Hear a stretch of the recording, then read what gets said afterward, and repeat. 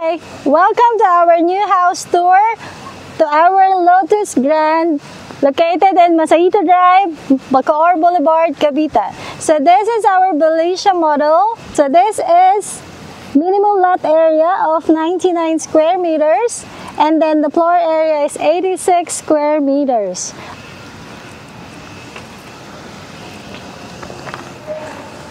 This is the carport, mostly 3 meters in width, so you can have 2-car garage. So we do have a garden area wherein you would be able to use. Pwede siyang pang garden. It's either you wanted to have a 2-car garage, pwede mo siyang i-modify. So from there up until here is your property area. Alright, and then with that, ang maganda dito, meron siyang access, sliding door, going to the dining area. Okay, we'll go in. So this is the living area. Ang maganda dito sa property na to, spacious yung living area, and then from inside, sa living area, pwede kang mag-accommodate up until 6 to 8 persons. Kung meron kang visitor, pwedeng-pwede siya.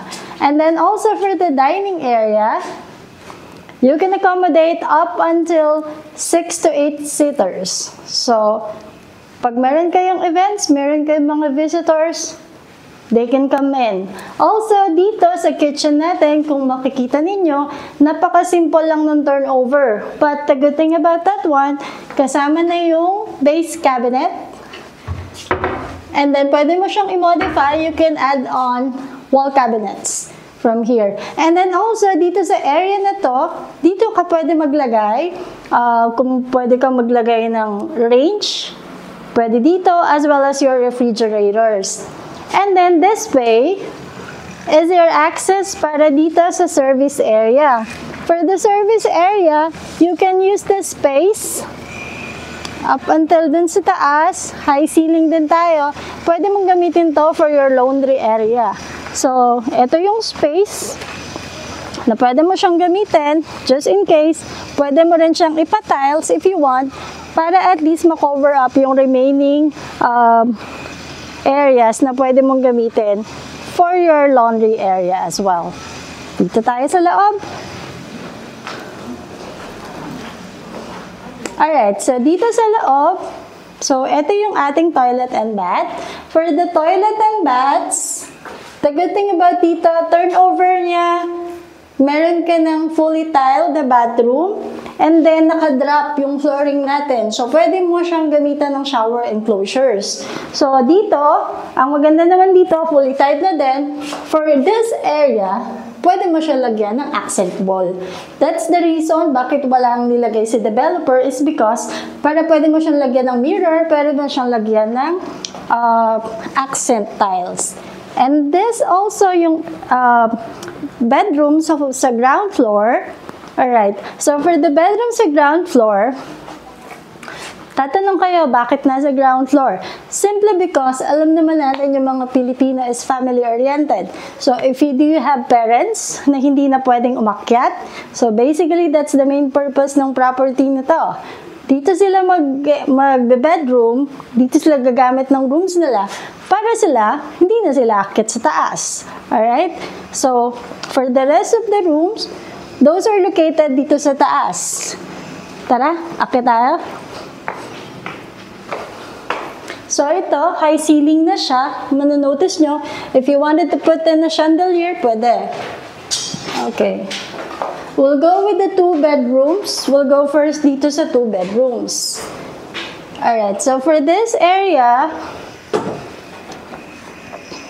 this is allotted for a small room. Pero, like for instance, you do have 4 family members, pwede sila dito.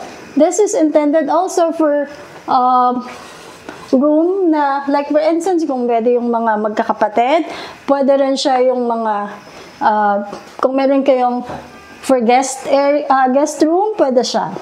So, kung manotice nyo, well ventilated tayo and then yung natural light pumapasok. this way. This is the other room. So, kung manotice nyo, mas malaki siya. Alright? So, ang maganda naman dito sa room na to, this is the master's. Okay? Master's bedroom. Nasaan ang bathroom? Nandito. Alright, so same thing. Bathroom fully tiled. Okay? Same thing dun sa baba. Pwede mo siyang lagyan ng shower enclosures, tapos accent wall tiles. Ang gusto ko dito sa bathroom na to, may access door siya dun sa kabila. See? So, pwede mo siyang i-access from yung masters and then from the common. Yun yung maganda dito sa bathrooms na to. And then, going back dito sa masters, meron kang access sa balcony wherein you can enjoy the vicinity, especially pagka meron kayong mga events, pwede kang mag-accept din ng visitors. So, from the balcony, pwede kang magpahinga dito. You stay dito sa balcony pag gusto mong medyo mag-relax. So, you do have access sa balcony area. And then, we'll go to the last room. Alright, so for the last room, okay, so for this area, spacious din siya. Pwede siyang queen size bed. Pwede tayo doon. And then, if you do have office, kung gusto niyo siya i-convert into office, pwede rin. So, ganun din, same thing. Accessible din siya. And also, ang maganda dito is well ventilated. So, from here, you can enjoy also the scenery ng community. So, that's it for today. And then, the good thing about this one, if you wanted to enjoy all of our house tour, you may just click and subscribe, the hit button na meron sa amin dito. And then, from there, we do have a lot of house tours and we invite you to watch some of the videos that we have, especially we're working on Cavite properties, alright? So we do have a lot of other properties that we cater. Our numbers are here dito sa video. Just click and then subscribe. Alright, thank you again. This is Cindy Ferrer. Thank you so much.